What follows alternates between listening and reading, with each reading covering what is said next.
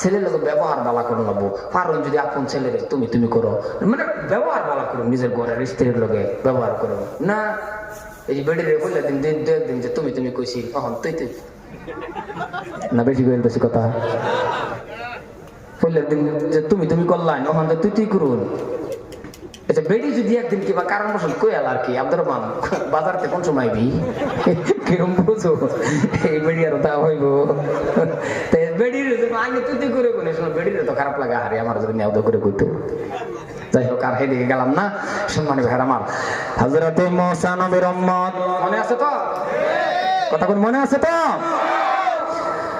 মুসা নবীর উম্মত বসে চিন্তা করে গেল, চিন্তা করতে করতে করতে করতে রে বাবা মনে মনে ভাবতেছেন কি করব কি করব, মনে মনে তওবা করে ডাক দিলেন আল্লাহ